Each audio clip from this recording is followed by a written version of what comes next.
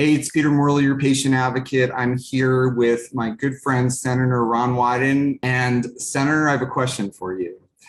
What are you doing in Congress, in the Senate, to lower the cost of prescription drugs? Peter, the Congress has a once-in-a-generation opportunity to hold Big Pharma accountable and help the seniors who are getting mugged when they're waiting in line for their prescriptions.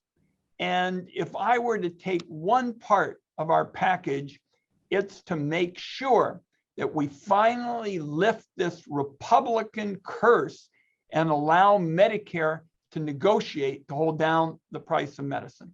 The other aspect of our proposal that I think is absolutely essential is that we make Big Pharma pay penalties if they raise their prices over inflation.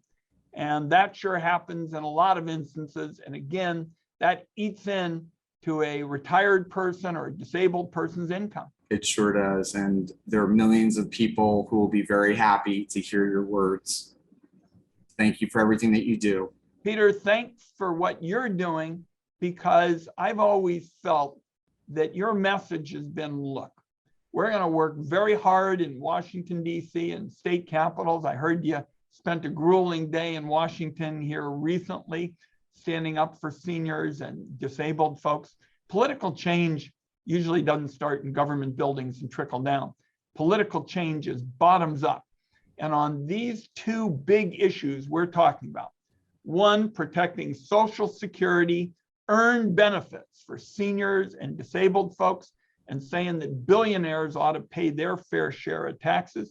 And second, taking this once in a generation opportunity to hold down the cost of medicine, hold Big Pharma accountable, and do it essentially through tools that Americans understand.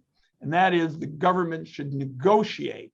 The government should be in a position of the bargaining power to force Big Pharma to make the case for their rates.